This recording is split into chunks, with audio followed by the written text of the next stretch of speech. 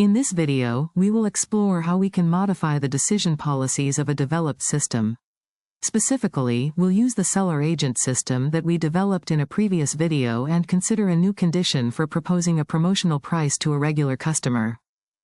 This new condition specifies that a regular customer will now qualify for a promotional price if he has made a purchase worth more than €150.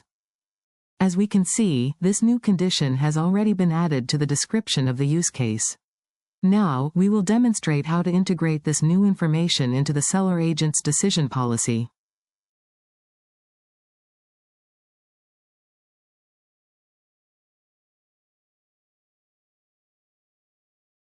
To do this, we click on Manage Elements and select the element Regular Customer.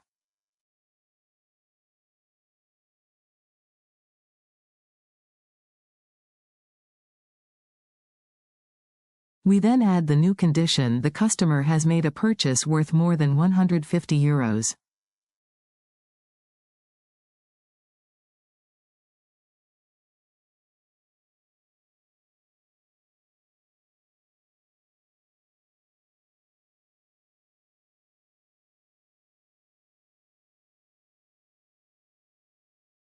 Once added, we can see this new element reflected in the system.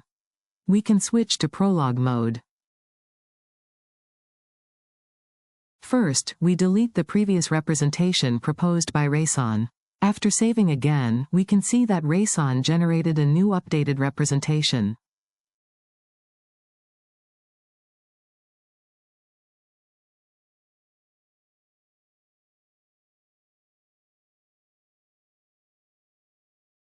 However, we want to customize this representation, so we will delete it and create our own.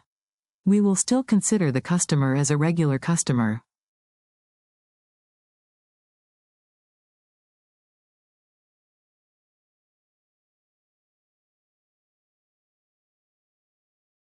Then we will add the new condition that states the purchase amount is greater than €150. As we begin typing new text after a comma, we can observe, as explained in a previous video, that Rayson automatically creates sub-elements.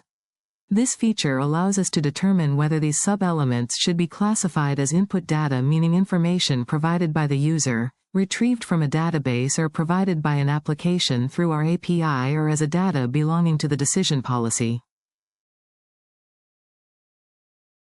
At this stage, we mark him again as a regular customer, define the predicate purchase, and specify that the worth must exceed €150. For each created sub-element, Rayson asks whether it is input data and also requests a natural language representation.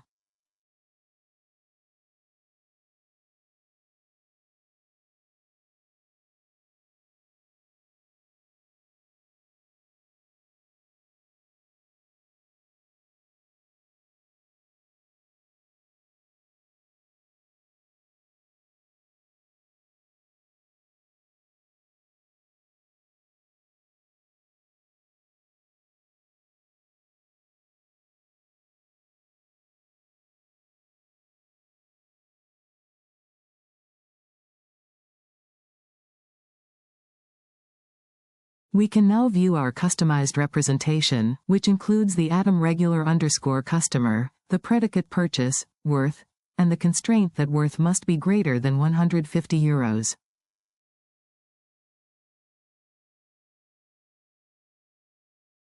The first element, regular customer, is considered input data because the user needs to provide this information regarding a specific customer.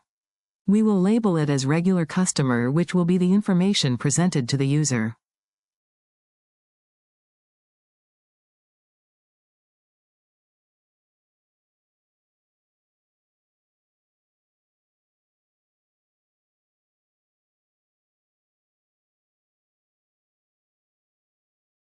The second element relates to purchase worth.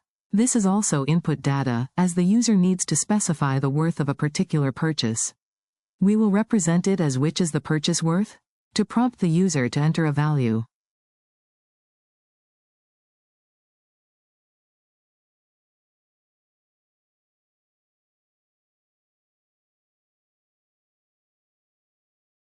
The third element is not an input data. It is a data belonging to the decision policy, and more particularly it is an information that pertains to the logic concerning the decision-making process. We will simply write a representation in natural language saying that the worth is more than 150 euros.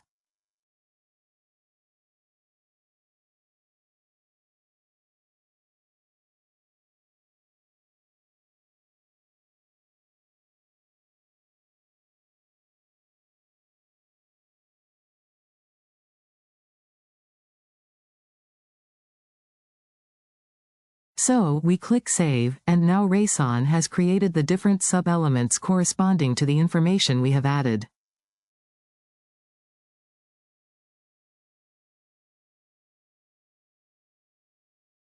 We have a sub-element that concerns the fact that the customer is a regular customer. Another sub-element corresponds to the purchase worth, and finally, we have a new sub-element that defines the constraint that the worth must be greater than 150 euros.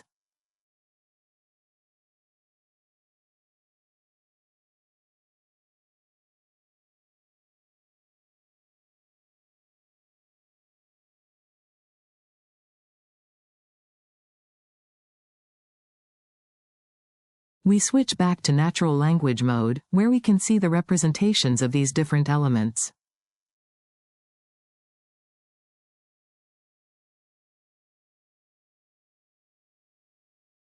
Now, we are ready to run the system.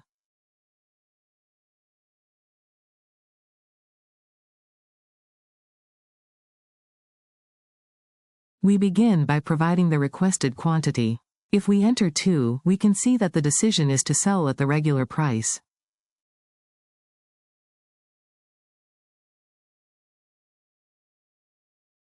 If we enter 4, we observe that the seller agent follows a previously implemented decision policy related to the number of products. In this case, the policy states that for this quantity, the sale should be made at a promotional price.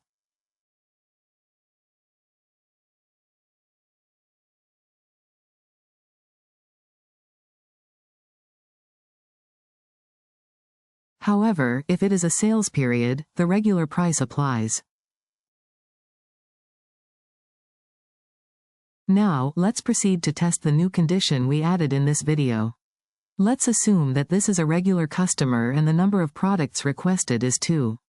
We can see that the decision remains at the regular price because another required condition, namely the purchase worth, is missing. Let's set the purchase worth to 200.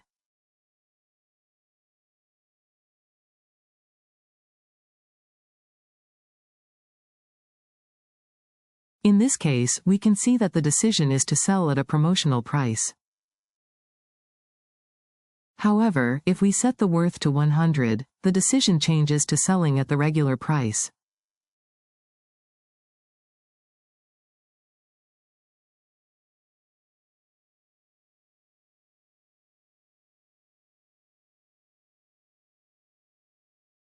Next, let's consider a situation where the requested quantity exceeds the available stock. If we enter 60, knowing that the stock is only 50, the decision now indicates that the product cannot be sold. Now, let's go to the editor and explore how we can make another modification, specifically, adding a new scenario.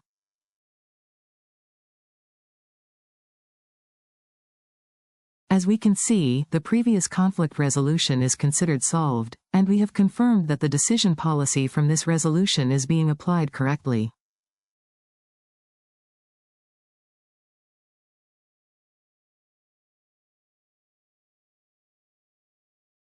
Now, we will introduce a new scenario. When dealing with a new product, we need to decide whether to sell it at a promotional or regular price.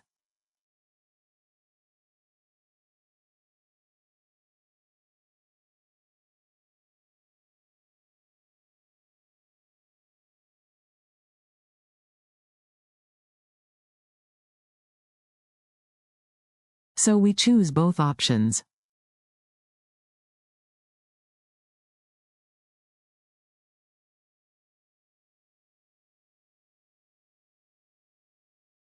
This triggers a new conflict. To address it, we go to Conflict Resolution and choose the new scenario.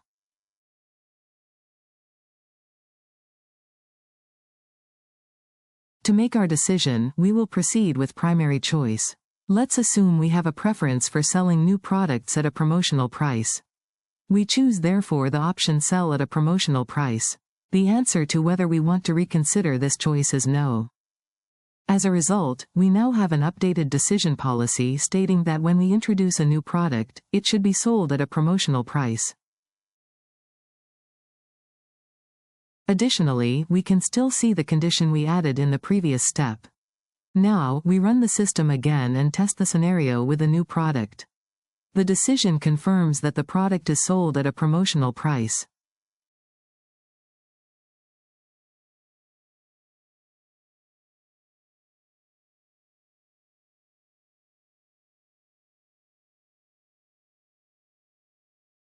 These are the possible modifications we can currently make.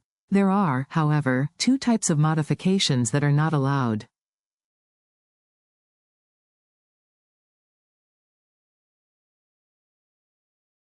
The first is adding or removing an option after a conflict resolution.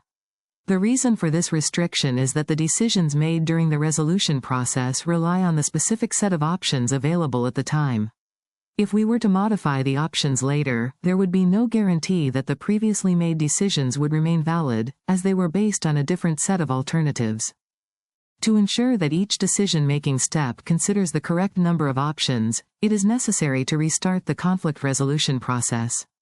Therefore, when an option is added to or removed from an initial scenario after conflict resolution, RACON automatically clears the output after requesting confirmation from the developer. The second restriction involves adding or removing an element to an existing scenario, rather than modifying an existing one as we did previously in this video. This is because there is no guarantee that introducing a new element will maintain consistency within the decision policy. Since elements are added incrementally during the conflict resolution process, any change could disrupt the coherence of previous decisions, especially when dealing with applications that involve a large number of policies. For instance, two scenarios that were previously considered coherent at a certain stage of conflict resolution might not have been so if this new element had been part of one of them at that time. Manually checking the overall coherence of decision-making policies after adding new elements post-conflict resolution is highly challenging and error-prone, especially when managing a large number of policies. Removing an element after a conflict resolution is also inadvisable, as there is no assurance that the decision made at a given stage would remain valid without that element and its interactions within the increasingly refined scenarios. Therefore, when an initial scenario is modified, either by adding or removing an element after conflict resolution, RACON automatically clears the output, but only after requesting confirmation from the developer. In conclusion, the most reliable way to ensure global consistency is to restart the conflict resolution process from the beginning. This concludes the video. Thank you for watching.